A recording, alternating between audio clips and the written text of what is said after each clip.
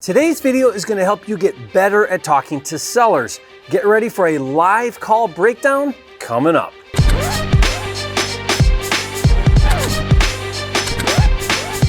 For a limited time, you can get a free copy of Jerry Norton's Quickstart Kit with everything you need to flip your first house in 30 days or less. Download it now at myquickstartkit.com. If you're new here, I'm Jerry Norton. I went from dead broke to millionaire flipping houses, and after doing thousands of deals, I created this channel to help you master the art of wholesaling and flipping real estate so you can live your dream life. Be sure to subscribe and click the bell icon to get notified when new videos are released. Recently, I shared a video where I took a random lead and I showed the entire process from calculating the offer price to calling the seller live to make the offer. Now, if you'd like to see that video, I'll put the link in the description below for you to watch later. But what I didn't do on that video was explain why I said what I said and did what I did. So on this video, I'm gonna do a blow-by-blow breakdown. My goal is to help you get better at talking to sellers. Now, first, let me give the background so that you have the proper context to what's going on. This is a property in Fort Wayne, Indiana that has an after repair value of $100,000 and it needs approximately $15,000 in repairs. That means if a flipper were to put $15,000 into the rehab, they'd be able to resell it for $100,000 to a retail buyer. And after accounting for closing fees and financing costs, he'd make a quick $15,000 profit flipping the house. So not the most lucrative deal, but a lot of flippers are okay with those margins, which means the flipper would pay $55,000 for this deal. And if I want to wholesale it for, let's say, $10,000, I would need to get the deal for $45,000 so that I can take it to the flipper for $55,000. Now, I went pretty fast through those numbers. If any of that was unclear, I'll put a link to a video in the description below that gives a detailed explanation of how to calculate the wholesale offer price. So I called up the seller, she answered, and we began a conversation, which we'll cut to in a minute. Now, my objective whenever calling sellers is to have a quality conversation and find out if the seller is motivated to sell. In order for a lead to qualify as a motivated seller, three things must align. Number one, there needs to be distress. Either the property is distressed or the seller is distressed, usually financially, or ideally both. This is often referred to as finding the motivation or finding the problem. Now, I need to effectively pull that out of the conversation. Number two, to qualify as a motivated seller is a fast closing. Now, a fast closing is typically 30 days or less, meaning the seller wants to get rid of her property and hopefully get some cash in her pocket sooner rather than later. You need to find this out because if she's not in a hurry and doesn't need to get rid of the property in the next 30 days or less, she isn't very motivated, in which case you'll need to put her in a good follow-up sequence until she is ready to close fast. And number three, to qualify as a motivated seller is a willingness to sell at a discount. Now, she has to be willing to trade equity in the property for speed and convenience and peace of mind. So all three things, distressed, fast closing, and sell at a discount, must be present in order to qualify as a motivated seller and be able to put a good deal together. With those three things in mind, let's break down the call I had with the seller. So first is to build rapport or break the ice. With this seller, I informed her I was an investor interested in buying her property, and I usually like to start the conversation by asking a very simple question. What can you tell me about the property? Take a listen. Yes, hi. I'm calling about your house for sale on Glenwood. Yes. Do you have a minute? Yes. Okay. I'm actually an investor, so I'm looking at it more as an investment opportunity than a homeowner. Yeah. What can you tell me about it? It looks like it's vacant. Did you look on Zillow? Yeah, I'm looking at your pictures on Zillow. Right. Okay, what else can I tell you?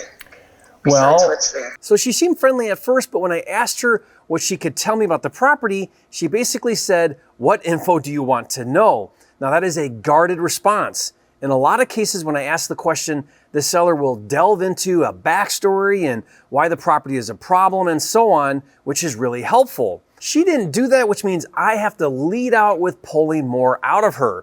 Now, in this example, I responded by asking her some questions about the features of the property. Take a listen. It says it's a 2-bedroom, but it's got some good square footage. Is there It's a very large master. Okay. It's not a 3-bedroom that was like converted to a 2-bedroom that could go back? I wonder. You don't know? True. I am the trustee of the estate that owns the house, okay? Okay. I've only known of it for the last 3 years. Beyond that, the history, I do not know. I see. Gotcha. Okay. Are you the executor then? Yeah. Gotcha. And it's gone through it's all through probate now? Not yet. Oh, how much more longer? Sold first. It has to be sold first. Oh, and then it takes about 90 days? No, I don't think so. Yeah, it can go faster. Yeah. Okay. So I asked her about it being a 2-bedroom and if there was a possibility that it's a 3-bedroom since the square footage is not typical for a 2-bedroom, and she wasn't sure. So I asked her point blank, "You don't know?" And there was this awkward silence, and this is tip number 1. Don't be afraid of silence. Ask a question and then be quiet. And did you see what happened? She responded by divulging that she is the trustee of the estate. That means this is a probate property. Now, if you're unfamiliar with probate, basically the owners of the property died and the heirs get the proceeds from selling the property. And by asking questions, I found out that this lady I'm talking to, Lucia, is the executor representing the estate. She makes the decisions about selling the property. So upon finding that out, I shifted to asking questions about the timeline. I asked where it's at in the process and how quickly she can sell it. But at this point, I don't really understand or know the motivation. So I ask a really important question. Take a listen. Yeah, what is it that you're hoping to accomplish with it? I mean, you obviously have it for sale by owner without an agent. My intent would be to buy it and do, redo the floors and update new kitchen. And I'm more of a flipper. And so that would kind of be my goal with it. I am a cash buyer, so there's no inspections to worry about or financing approval, FHA or any of that kind of thing. So I could close as quick as you want to. But you tell me what's important. What's important for you? What is it that you're hoping to accomplish? Now, this is a really powerful question. I'm basically asking, what is your motivation to sell this property? I pointed out a few of the benefits that I provide, which is, all cash, no financing or inspections to worry about. I can buy it as is. And I asked, what's important to you? And her answer was not what I wanted, but revealing nonetheless. Take a listen. Important to me is to maximize the sale of the property for the heirs, who are 2 young grandchildren. So the proceeds go to 2 grandchildren? Yes. I see. Well, that's kind of cool, huh? Well, that's how he set it up. Yeah. Who died. Well, that's a great way to get a good start in life, huh? I think so. Yeah. There's nothing owed on the home, I'm assuming? Yes, there's something owed on the home. Oh, okay. So they've got to get that taken care of and then whatever's left. Yeah. Yeah. Okay, so her answer was to maximize the sale of the property for the heirs, which are 2 grandchildren. Now, tip number 2 is to always restate the seller's answers to make sure you understand. I said, so the proceeds of the sale go to the 2 grandchildren. And she confirmed that that was the case. That means grandma isn't seeing a dime of the money, and she wants to get as much as she can for her 2 grandchildren. In other words, there's no hurry to close quickly or to sell at a discount. Now at this point, I could wrap it up and end the conversation, but I kept going mostly because the camera was on and I wanted to create a teaching moment. But tip number 3 is to not stay on the phone with a dead lead. Better to end the call, put the seller in a follow-up sequence, and move on to another lead. So let's keep going. Tip number 4 was I was still trying to get this lady to open up. I could feel this guard was up and this wall was up, and I tried to lighten the conversation and say how cool it was for the grandkids and it's a great start in life, but she wasn't really wanting to be friends with me, which happens all the time. So next I'm gonna dig in anyway on price. Now in this case, since it's a FSBO for sale by owner, I know her asking price, which is $129,900, which is way too high. In some cases, you don't know what the seller wants and you have to ask. Either way, the question I like to ask is, how did you come up with that price? Take a listen. how did you get to that number you're at on the ask price? It was estimate, and then I took some off because it needs some cosmetic touching up. Yeah. Well, I mean, it depends what you do right to it, but for sure. Yeah. So I do this. It's livable. Yeah, it's livable. Mm-hmm. But the new owner is going to want to fix it up. Yeah, whoever ends up buying it. So when I asked her, how did you come up with that price? She said, Zillow estimate. And that is so common. So many sellers come up with price based on what Zillow says, but what they don't understand is Zillow is just grabbing data from sold homes in the area, and that number is not considering that it's only a 2-bedroom or that it needs a lot of work, etc. So she's clearly way off on the real value of the property.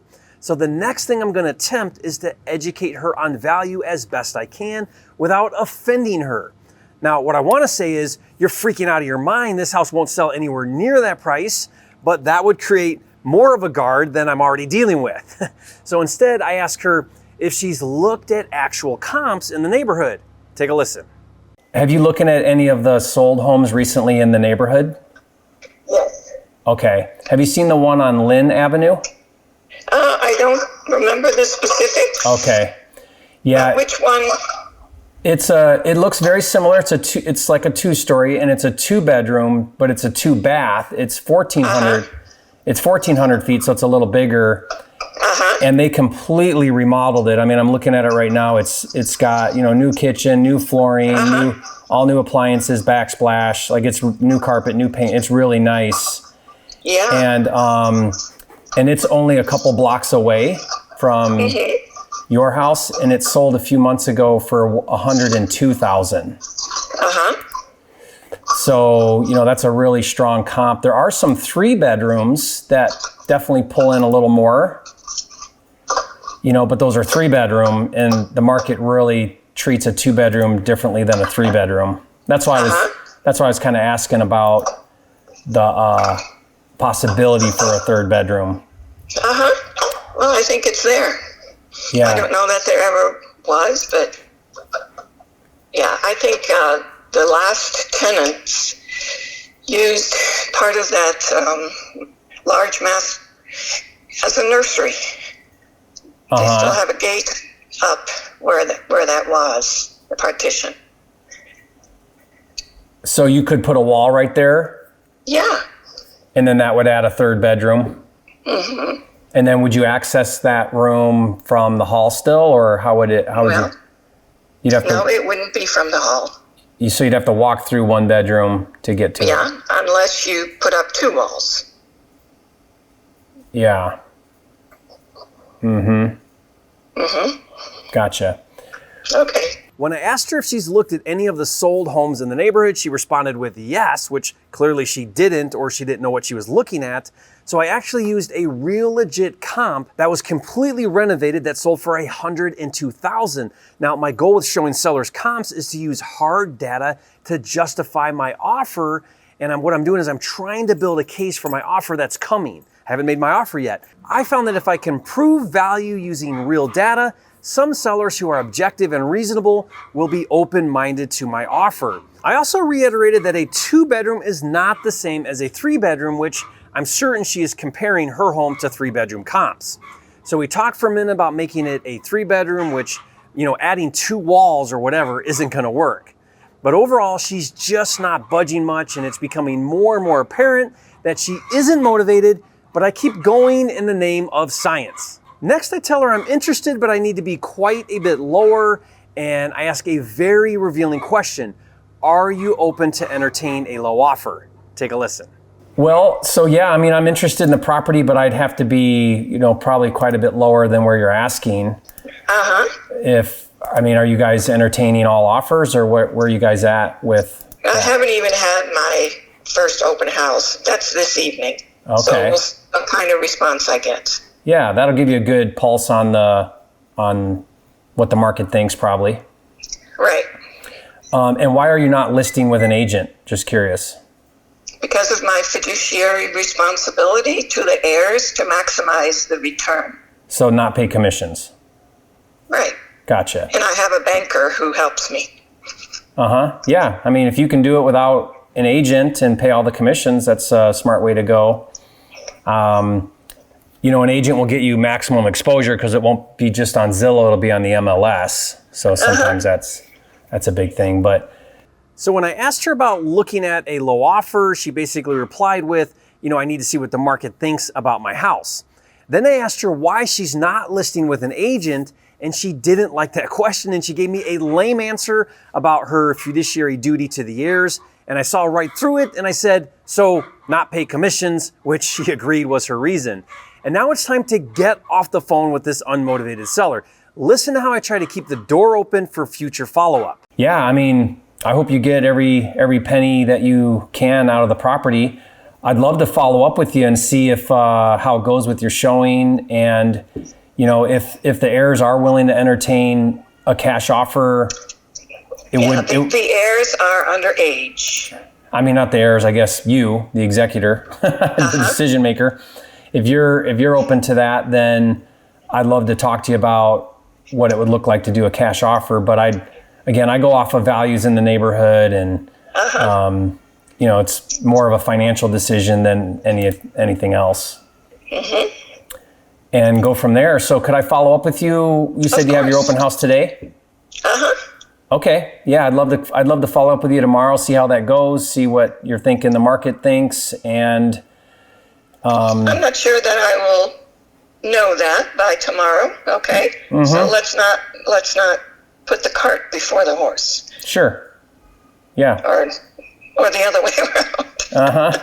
I know what you meant. It's going to take me a few weeks to get the feel. Okay. And what is it that you're looking for, just to see what offers you get and what feedback you get? Yes. Yeah. Yeah, that's smart. That's what I would do too. See what the market says and then go from there. Yeah. Now notice how I didn't give my all cash offer. The reason is because we're just so far off on price and she's clearly not motivated. There's no need to even make the offer, but I do want to set her up to allow me to follow up. Even that she wasn't very open to. She said it's going to take a few weeks to get a feel for the market. And then notice again, I ask a lot of questions to try to understand what the seller is thinking and doing. I asked her, what is it you're looking for to see what offers you get? And she said yes, which I agreed with her was a good idea. Now finally we get down to the bottom line of her position with looking at a cash offer. Take a listen. If you're at that point where you're serious about, a quick close cash offer, it obviously it would be at a discount because I'd have to have enough room to go in and fix it up and resell it. Yeah, but, I'm not keen on a cash offer because the man across the street gave me a lowball offer, so that kind of turns me off. Yeah. What was his offer? 44. Yeah. Well, I mean, in his defense, there are some comps that are in the 50s, and I mean, not 44, but there's some sold homes that are 51, 72, 57 that are, they need more work, obviously, but they're 3 bedrooms. Yeah, we'll see what the market will be. Yeah, that's the best way to know. Yep. Okay, great. Well, thank you for your interest. Yeah, Lucia, I'll circle back with you. Thank you. Bye. All right.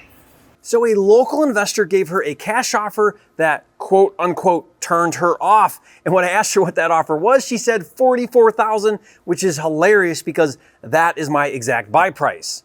Now it's been a month since I did that call with Lucia, and check this out. A week later, she dropped the price $10,000. 2 weeks after that, she dropped the price another $10,000. And then about a week and a half after that, she dropped it another $10,000 to $99,900. So even though she's come down $30,000 in the past month or so, I know she's still not motivated, but what the heck? I gave Lucia a call to see what's up. Take a listen. This is she. Hi, Lucia. This is Jerry Norton. I'm not sure if you remember, we spoke about a month ago or so regarding your property on Glenwood. Do you remember that conversation? It was when you first listed it back for like $129,900. Anyways, just following up, I'd mentioned on that call that I'd follow up with you. You were going to do, an open house and some things. I've been kind of keeping an eye on it. I see you've done a couple price reductions. Hello? Yeah. Oh. How can I help you? Well, I'm just wondering what your plan is right now. You're doing some consistent price drops. Is that your plan? Just continue to drop the price until you get an offer, or have you had much interest? I don't know if you remember, I'm a cash buyer, can close quickly, all of that. So just following back up to see where you're at. That's all. Okay. Any bites on it, or what's your feedback from the market so far? No bites.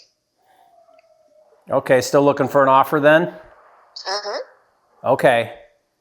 Yeah, I'm still interested in the property, but still need to be, a little ways under where you're at now. When would be a good time to follow up with you to see? I mean, is it every couple of weeks do a price drop, or kind of what's your current strategy? Would you like to make an offer? You go ahead and do that, okay? Yeah, I mean, I would do it directly with you. I'm not an agent, so I would do it. I mean, it would be just you and I talking about it. Uh-huh. Yeah. But yeah, I mean, I would need to be down around where you received an offer from, I think, a local investor there around the $45,000 price point. Yeah. With a $60,000 mortgage and two young children as heirs, no, that isn't going to work. I see. Yeah, I wasn't aware of that. Okay. I mean, there's a $60,000 mortgage in place right now that's outstanding? Yes. Okay. If you don't receive an offer at that price, would you entertain possibly taking over the loan? A situation where an investor takes over the loan? No, it's an estate house. The judge has said that it needs to be sold. Okay. So $60,000 would just clear the loan and not create any proceeds for the heirs. Correct. Okay. But are they aware that could be that could be the situation?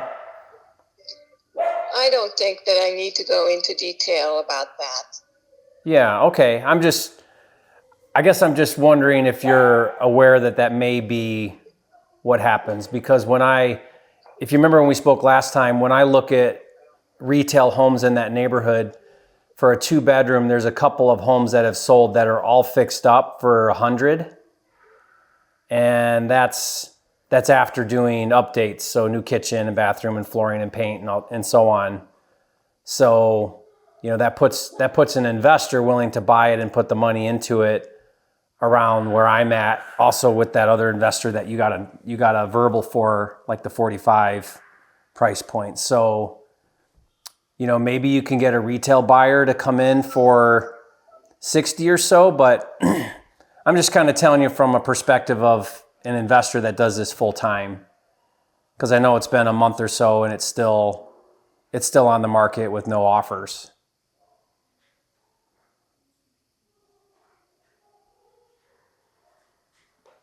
Well, thank you for your interest. Okay, I'll keep an eye on it and I'll follow back up with you. But yeah, thanks for taking a minute with me. All right. All right, bye. Bye.